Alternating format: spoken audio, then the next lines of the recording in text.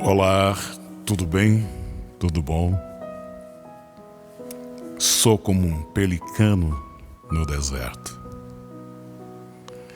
Graça e paz a todos, que o grande amor de Deus, que a graça genuína, maravilhosa, graça imerecida, favor imerecido, seja contigo, comigo, com todos nós. Deus em Cristo, esperança da glória. Um dia eu vou contar para você a lenda do pelicano. A lenda do pelicano. Mas vamos meditar em um salmo que fala do pelicano. Sabe, pessoal? Vamos meditar um pouco. Eu observava um pássaro, não sei o nome daquele pássaro. É um pássaro grande com cores diferentes. Talvez seja uma pega, não tenho certeza, mas certamente tem um som estranho e eu fiquei observando. Então o pássaro se sentou em um poste de cerca ali na madeira, ficou ali sozinho. Nenhum companheiro apareceu. Sabe, tem muitos pássaros por perto aqui da minha casa. Elas têm muitas pombas, andam juntas, compartilham amizades, convivem, têm filhotes, mas esse pássaro que eu observava parecia estar completamente sozinho. E eu pensei nesse trecho das Escrituras encontrado no Salmo 102. Sou como um pelicano no deserto, sou como uma coruja nas ruínas, vigio e sou como um pardal solitário sobre o telhado. Sabe, meus queridos, há muitas pessoas solitárias. Um dos maiores problemas da sociedade moderna é a solidão. A cidade moderna é o lugar solitário, meus amigos. Em todos os lugares, por exemplo, 70% nos Estados Unidos vive sozinha em residências, com uma só pessoa morando sozinho numa residência. Um psiquiatra Ele diz que Nova York é um lugar mais solitário do mundo para milhões de pessoas. O que você diria sobre a sua cidade, o seu país? Sabe, estudo de uma universidade americana relatou que os estudantes universitários são as pessoas mais solitárias nos Estados Unidos, seguido por pessoas divorciadas.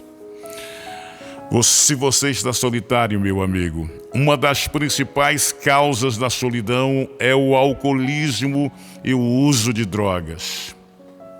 Para muitos, não conseguem viver na solidão. O álcool e as drogas muitas vezes representam uma tentativa de escapar da solidão. As drogas levam a pessoa a uma viagem e a embriaguez dá a sensação de que você tem uma companhia. Por outro lado, caminhar com Cristo é uma jornada onde você realmente tem Jesus ao seu lado, como o Senhor, como companheiro constante. Não se pode beber para escapar da solidão, meus amigos. Muitos jovens recorrem às drogas por diversões.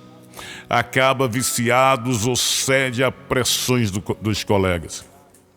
Mas milhares se voltam às drogas por estarem sozinhos.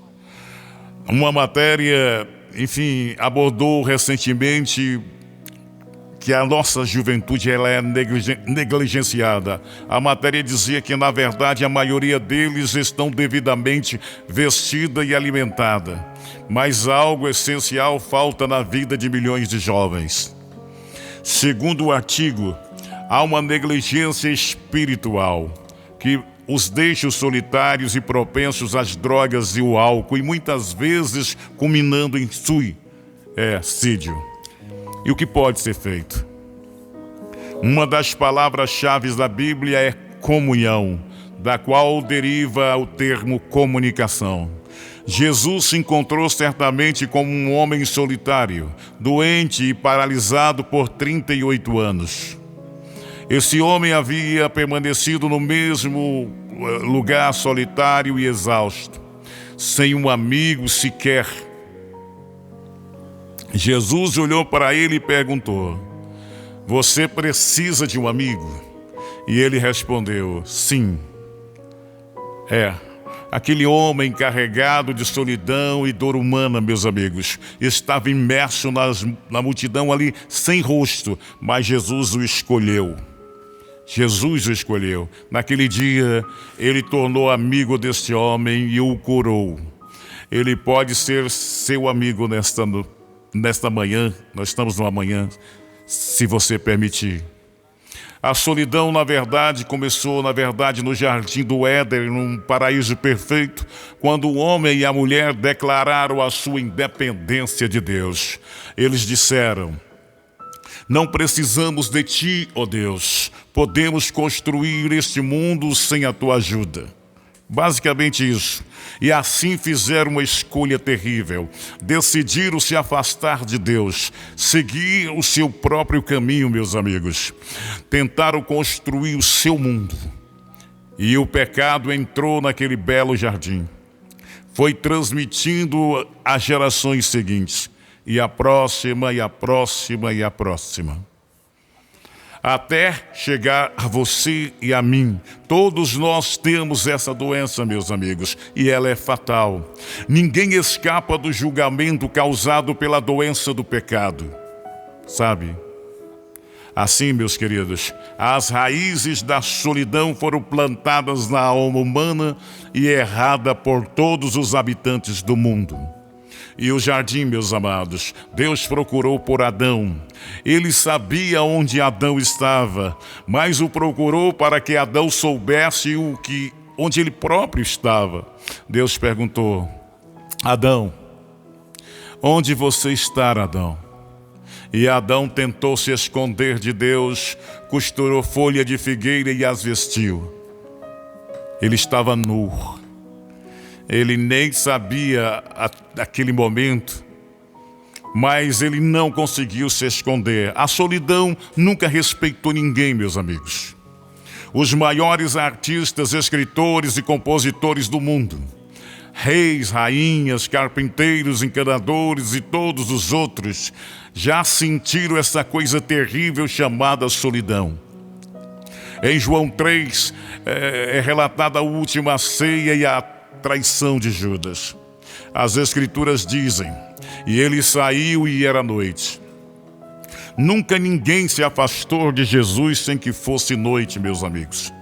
Talvez tenha havido um tempo em que você conhecia a comunhão do povo de Deus, sentia paz com eles, sabe? Mas você se afastou, decaiu, virou as costas. Houve um momento em que você conhecia Cristo, sabe? Sentia que conhecia. Aleluia. E o tempo parecia que você parecia estar comprometido com Deus. Mas agora, amigos, seu coração esfriou e endureceu para as coisas espirituais. Outras coisas, outros deuses, prazeres o afastaram. Você saiu da presença de Deus e descobriu que a escuridão lá fora você não tem mais comunhão com verdadeiros irmãos. Você não se sente realmente à vontade no mundo em que vive e certamente não tem mais comunhão com Cristo. E não há solidão tão amarga quanto a de um cristão separado, desviado, que afirma com a boca que conhecer a Cristo, mas sabe no fundo do coração que não o conhece mais e nem reconhece mais a Cristo. Quantos estão divididos com um pé no reino de Deus e outro no reino do mundo? O pecado nos torna solitários, meus amigos, porque nos separa de Deus. Entende? E nunca foi intenção de Deus que você vivesse na solidão. Sabe? Nunca foi. Centenas de pesquisas comprovam que a nossa sociedade não nos torna mais ajustados felizes. Porque se separaram de Cristo. Podemos ter momentos de satisfação setorial, mas isto gera amargura e uma perda de sentido de prazer que nenhum psiquiatra pode curar. Prazer momentâneo. A Bíblia diz que os ímpios são como o mar agitado, que não pode sossegar, cujas águas lançam os dejetos e lama. Lembre-se da história de Jesus com a mulher no poço. Ela era uma mulher solitária, teve vários maridos, não encontrou satisfação, paz, alegria. Jesus veio, falou com a mulher samaritana, perdoou seus pecados, transformou a sua vida e fez dela uma nova pessoa, meus amigos. Ela foi à aldeia de Sicar e disse a todos: aqui está alguém que sabe tudo sobre você, sobre mim. Venha vê-lo. E todos foram encontrar Jesus. Ela virou uma missionária. A Bíblia diz que ele foi desprezado e rejeitado pelos homens. Um homem de dores, familiarizado com o sofrimento. Mesmo cercados por grandes multidões, meus amigos, às vezes ele estava sozinho. Até no final ele esteve sozinho. As Escrituras dizem que todos os discípulos o abandonaram e fugiram. As mesmas multidão que clamaram Hosana em um dia, mas 5 dias depois estava crucificando. E por fim, meus amigos, ouvimos na cruz Jesus pendurado no madeiro, morrendo por você e por mim. Deus colocou sobre ele todos os nossos pecados, o nosso julgamento, o nosso inferno. Ele tomou sobre si naquela cruz, meus amados. E ele disse: meu Deus, por que me desamparaste? Naquele momento terrível, meus amigos, algo misterioso aconteceu. Nenhum teólogo pode explicar plenamente. Jesus tomou sobre si os seus pecados, o seu julgamento, o seu inferno. Todo o castigo que eu merecia pelos meus pecados, meus amigos, ele levou naquela cruz. Levou o seu pecado, o nosso pecado. Você entende? Foi um momento solitário, um período que ele sozinho teve que suportar o peso do mundo, tornando-se culpado por todos os pecados da humanidade. Ele experimentou a solidão suprema ao morrer por mim e por você. Você entende isso? Nunca entendi como alguém pode rejeitar Jesus ao contemplá-lo na cruz, morrendo por nós. Como alguém pode virar as costas para ele, que oferece perdão, uma nova vida, paz, alegria e amizade. Ele promete que nunca estaremos sozinhos, meus amigos. Promessa: com a sua morte, Cristo tratou da causa principal da solidão humana, meus amigos, a separação de Deus. Pois o inferno, essencialmente, é a separação de Deus. O inferno é o lugar mais solitário do universo. Jesus sofreu as suas agonias por você, meu amado. Ele foi solitário por você, meu amigo. Lembro de coisas, coisas tão lindas que eu já vivi e vivo com esse Deus. E eu sou eternamente agradecido pelo sacrifício da cruz. Jesus é lindo. Jesus te ama. Jesus é maravilhoso. Jesus te ama. Tem alguma coisa deformada em tua vida? Ele quer transformar. Ele quer colocar tudo no lugar, meus amigos. Quer te trazer felicidade. Ele te ama. Jesus certa vez disse: eis que estou à porta e bato. Se alguém abrir a porta, eu entrarei, cearei com ele e ele comigo. Ele está batendo a porta do teu coração, tá? E esta palavra, que ela possa produzir frutos de arrependimento para a tua vida, para as nossas vidas. Jesus é bom, sua benignidade dura para sempre. Deus é bom, meus amados. Há um brilho maravilhoso no rosto, nos olhos daqueles que aceitam Cristo como Salvador.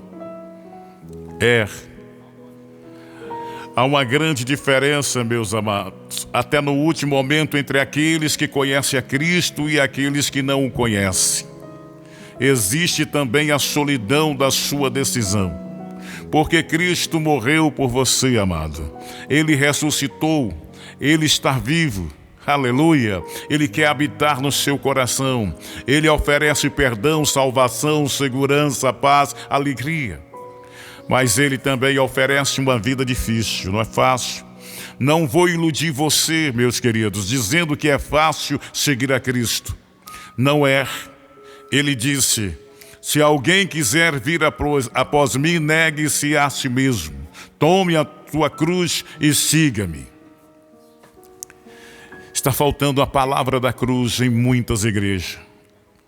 A cruz, afinal, era o lugar onde os criminosos eram executados. Seria como dizer hoje: pegue a cadeira elétrica e siga-me.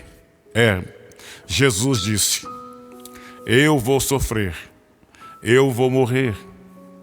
E se vocês me seguirem, terá problemas, dificuldades, perseguições e talvez até a morte.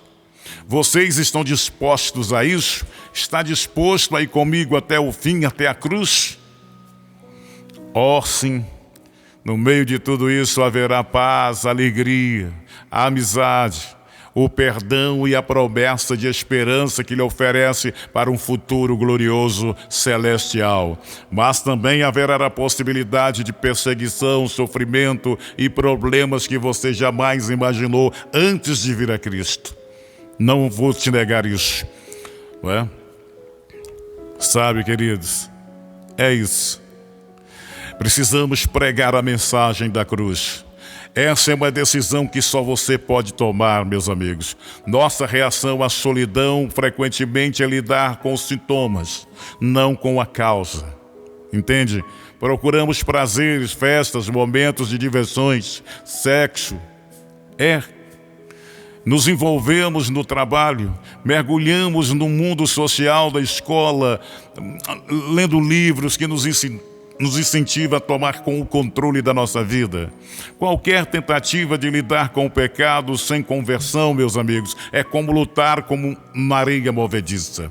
E quantos jovens e adultos hoje estão afundando nela, tentando salvar a si mesmo, mas não conseguem.